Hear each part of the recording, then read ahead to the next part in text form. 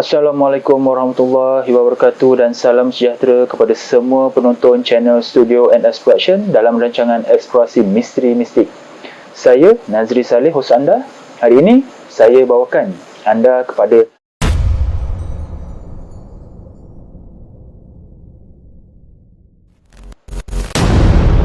sumber maklumat yang kami perolehi dari kaedah ilmu kebatinan secara Islam, iaitu Al-Haq.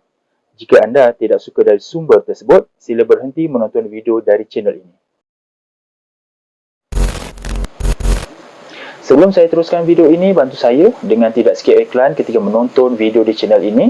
Subscribe channel ini kepada yang belum subscribe dan share video ini, semoga ramai yang akan dapat manfaat, dan pastikan anda menonton video ini sampai habis supaya anda faham secara menyeluruh berkenaan sejarah yang ingin disampaikan.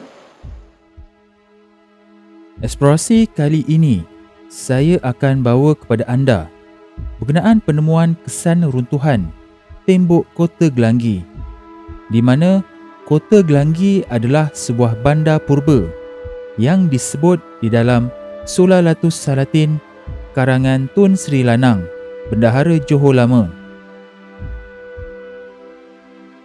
Selama lebih 1300 tahun, Kota Gelanggi menjadi legenda kota purba yang hilang sejak dari zaman berzaman. Kota Gelanggi juga masih menjadi lokasi kajian sejarah dan arkeologi yang tiada kesudahannya. Usaha melalui carian daripada satelit kurang membantu bagi membuktikan kewujudan struktur bangunan Kota Gelanggi kerana permukaan bumi yang sudah berubah sejak ribuan tahun lalu. Banyak struktur tanah mengalami perubahan dan tumbuhan pokok hutan yang semakin banyak dan membesar telah menutupi binaan asal, menyebabkan berlaku runtuhan tembok tersebut secara semula jadi. Sebelum ini, video berkenaan Kota Gelanggi telah saya siarkan dengan tajuk Pandangan berkaitan kewujudan dan lokasi Kota Gelanggi. Sesiapa yang belum pernah menonton video tersebut, boleh rujuk pada video yang lepas. Tidak berapa lama kemudian, sahabat saya telah menceritakan kepada saya ketika beliau tersesat dalam satu kawasan hutan di hulu Sungai Johor. Beliau telah menemui satu gerbang dan dinding tembok yang besar dan tinggi. Sayangnya, ketika penemuan itu, beliau tidak terfikir untuk ambil gambar menggunakan telefon bimbitnya. Sahabat saya itu sangat yakin bahawa apa yang saya cerita dari video tersebut adalah benar, di mana dia percaya bahawa dia telah menemui tembok kota tersebut sebelum video itu disiarkan. Lalu beliau telah mengajak saya dan Puan Ita ke lokasi tersebut bagi memastikan sama ada apa yang dia temui itu benar atau tidak melalui maklumat sumber batin.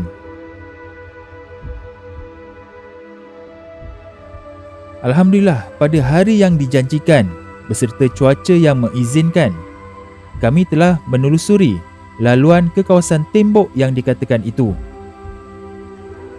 Perjalanan tidak terlalu jauh, cuma memakan masa selama 1 jam lebih saja untuk sampai ke lokasi.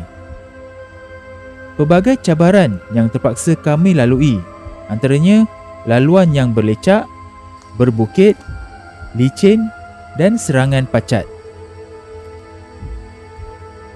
Persekitaran hutan agak lembap dan basah. Apabila pada waktu subuh itu, hujan telah turun dan berhenti pada jam 8 pagi. Ini yang menyebabkan laluan agak mencabar dan sedikit sukar. Selepas jam 8 pagi itu, cuaca sangat baik dan matahari mula menerangi persekitaran. Ini banyak membantu misi perjalanan kami ke kawasan yang dikatakan terletaknya binaan tembok dalam hutan ini. Selang beberapa ketika, kami tiba di kawasan yang mula menampakkan struktur batu di beberapa kawasan pada laluan kami ini. Batu ini terletak pada kanan dan kiri laluan kami.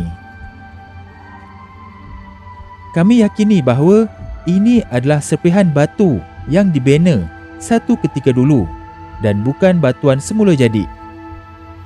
Bentuknya seperti dipotong dan bertindih. Ini menunjukkan ia adalah serpihan batu pada suatu binaan. Kami meneruskan perjalanan sambil melihat persekitaran alam yang menakjubkan. Kali terakhir saya masuk hutan adalah ketika di hutan Jementah Segamat Johor pada beberapa tahun lepas. Agak mencabar pada diri saya dan tim kerana jarang-jarang sangat masuk hutan. Walaupun penat dan diserang pacat, kami tetap kuatkan semangat untuk meneruskan misi menjejak binaan tembok batu itu. Kami tiba di suatu batu yang berbentuk tiga segi ini yang dianggap sebagai batu penanda laluan di kawasan ini. Batu ini saya percaya bukan terjadi secara semula jadi, tetapi dibentuk oleh masyarakat awal yang menjadikan kawasan ini sebagai kota purba. Terdapat serpihan batu yang berbentuk empat segi. Kelihatan seperti serpihan pada sesuatu binaan yang sudah pecah. Serpihan ini dipercayai pecah dari atas dan kemudian bergolek ke bawah sampai ke kawasan ini. Akhirnya, kami sampai ke kawasan yang dikatakan terletaknya binaan tembok kota purba seperti yang diterangkan oleh sahabat saya. Tetapi yang menghairankan, sahabat saya kata semasa dia sesat, di kawasan inilah dia terlihat satu gerbang dan tembok besar yang tinggi. Apabila sampai ke sini lagi, gerbang dan tembok yang berdiri megah itu sudah tiada. Jadi, adakah benar ini adalah kesan batu dari tembok Kota Gelanggi? Adakah benar tembok Kota Gelanggi ini terletak di hulu sungai Johor? Dan adakah sahabat saya berhalusinasi ketika melihat pintu gerbang dan tembok besar ketika dia sesat? InsyaAllah saya akan terangkan maklumat tersebut dari maklumat sumber batin.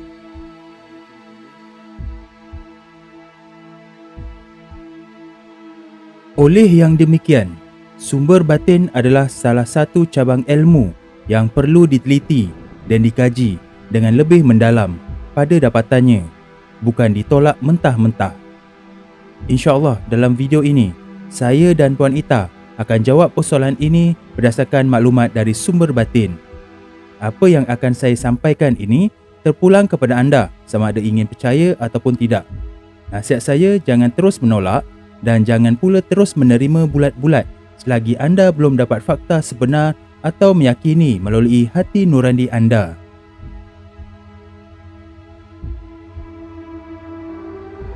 Bismillahirrahmanirrahim. Saya percaya sahabat saya itu tidak berhalusinasi ketika dia sesat dulu. Sebenarnya, dengan izin Allah, dia telah diperlihatkan suasana persekitaran asal reka bentuk tembok kota purba tersebut pada zaman dahulu. Perkara ini tidak mustahil. Ianya boleh terjadi pada waktu tertentu kepada sesiapa sahaja. Sahabat saya merupakan salah seorang yang terpilih untuk melihatnya. Alhamdulillah, semua atas ketentuan dan kebesaran Allah. Tiada yang mustahil. Melihat persekitaran kawasan ini, memang banyak serpihan batu berselerakkan sana sini. Ada yang bersaiz kecil, sederhana dan besar.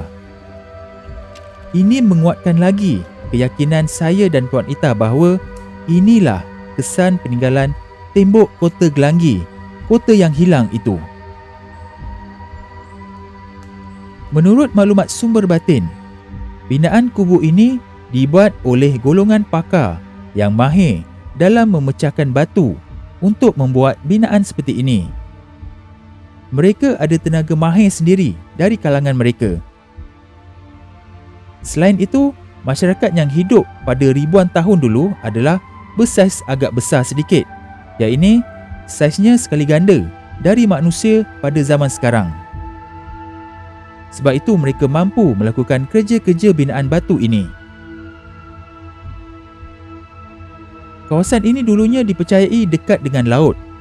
Jadi, batu yang diambil dari kawasan luar akan dibawa ke kawasan ini dengan menggunakan laluan laut dan sungai. Tidak diketahui alatan sokongan apa yang mereka gunakan, tetapi mereka ada pengetahuan dan teknologi sendiri. Ini kerana kita dapat lihat sendiri batu-batu ini seperti disusun dan dibina untuk membentuk satu binaan kubu batu besar di lereng-lereng bukit ini. Terdapat potongan yang rata pada batu-batu di sini. Sangat nyata dan terbukti ada. Dipercayai beginilah reka bentuk tembok tersebut selepas kami menjejakkan kaki ke kawasan ini. Saya mengagak reka bentuknya seperti ini. Ini hanya pendapat saya saja. Pada batu besar ini, jelas kelihatan satu garis lurus yang dipercayai dipotong dan kemudian diletakkan di atas batu yang lain bagi membentuk satu binaan kubu yang besar dan kukuh. Binaan batu ini agak besar dan tinggi.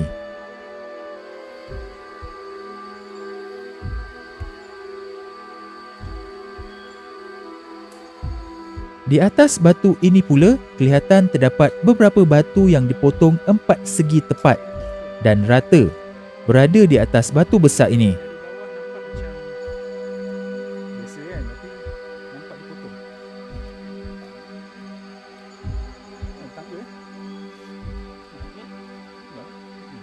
Ada kemungkinan ini adalah sebahagian dari binaan batu tangga pada kubu-kubu di sini. Apabila saya berdiri di atas ini, memang agak tinggi dan boleh melihat persekitaran dengan jelas dan luas. Di bahagian bawah terlihat banyak batu-batu yang bertaburan. Tiba-tiba pada kawasan ini saya rasa ada ruangan kosong di bawah ini. Bila dihentak, terdengar bunyi ruangan kosong dari bawah. Tidak pasti apa. Kami menggunakan juga alat pengesan logam, tetapi tidak menunjukkan apa-apa isyarat. Untuk tidak mengganggu struktur batu di kawasan ini, kami biarkan sahaja kerana niat utama kami hanya untuk melihat bukti struktur kesan binaan batu Kota Gelanggi ini sahaja. Semasa kami meninggalkan sekitar ini untuk naik ke atas lagi, terdengar bunyi pokok atau ranting pokok yang besar jatuh atau tumbang ke tanah. Kedengaran jauh dari lokasi kami berada. Jadi kami meneruskan penelitian kami di kawasan ini. Memang banyak serpihan dan batu-batu yang bertaburan. Saya yakin dan percaya batu-batu ini bergolek dari atas ke bawah. Kubu ini boleh pecah akibat faktor alam. Apabila pokok membesar, akar-akarnya akan menolak dari bawah tanah dan memecahkan struktur binaan. Apatah lagi jika ianya telah lama ditinggalkan selama ribuan tahun. Selain itu, kawasan yang lembap dan basah juga menjadi faktor sesuatu binaan seperti kubu ini akan mereput dan pecah selain akibat faktor peperangan. Masih ada lagi struktur tembok batu di atas bukit ini. Batunya agak besar dan bertindih antara satu sama lain yang kadang-kadang membentuk gua kecil di bawahnya. Kami bimbang juga kalau gua kecil itu jadi tempat tinggal haiwan liar seperti harimau, babi hutan atau beruang selain haiwan berbisa yang lain. Saya diberitahu haiwan-haiwan tersebut memang terdapat di persekitaran kawasan ini. Alhamdulillah, semasa eksplorasi ini, semua haiwan tersebut tidak kelihatan. Itu melegakan kami. Awal-awal kami dah berdoa, semoga dipermudahkan segala urusan ini. Selamat pergi dan balik. Cuma pacak je lah yang merisaukan kami. Sekali digigit pada kaki, seminggu belum tentu hilang rasa gatalnya. Semakin jauh kami masuk ke kawasan ini, semakin banyak batu beses besar dan tinggi yang membentuk binaan tembok kota. Ini menambahkan lagi keyakinan kami bahawa inilah di antara lokasi tembok batu Kota Gelanggi yang masyhur itu.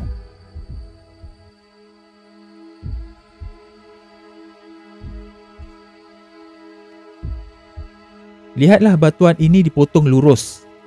Ianya bukan terjadi secara semula jadi. Sudah pasti masyarakat tamadun awal di kawasan ini yang membentuk batu ini bagi membina tembok Kota Gelanggi.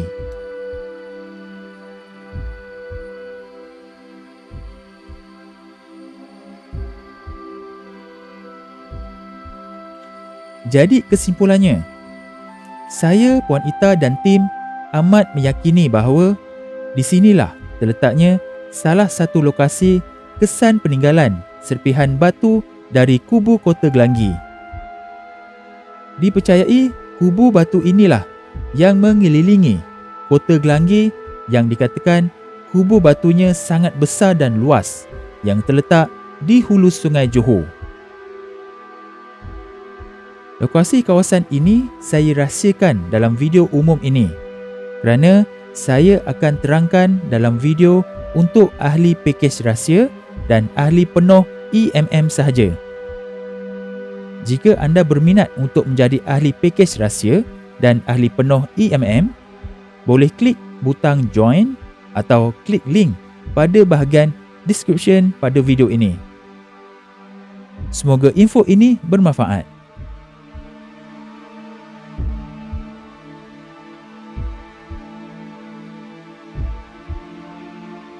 Jadi itu saja video untuk kali ini, diharap dapat memberikan sedikit pendedahan kepada generasi kini dan akan datang, juga memberikan sedikit maklumat kepada pengkaji dan peminat sejarah supaya dapat merungkaikan lagi sejarah ini. Jangan lupa sertai ahli member channel Eksplorasi Misteri Mistik ini dengan klik pada butang join di bawah video ini atau klik link pada ruangan description. Terdapat 4 pilihan peringkat pakej yang disediakan. Untuk penerangan lanjut, sila klik join sekarang dan anda akan dibawa kepada video penerangan berkenaan pakej-pakej tersebut. Anda juga boleh bantu saya dengan membeli baju Eksplorasi Misteri Mistik ini di Shopee untuk saya mengumpul sedikit dana bagi meneruskan rancangan Eksplorasi Misteri Mistik ini. Tanpa sokongan anda sukar untuk saya teruskan program ini. Dapatkan maklumat lanjut berkenaan pembelian pada bahagian description di bawah video ini.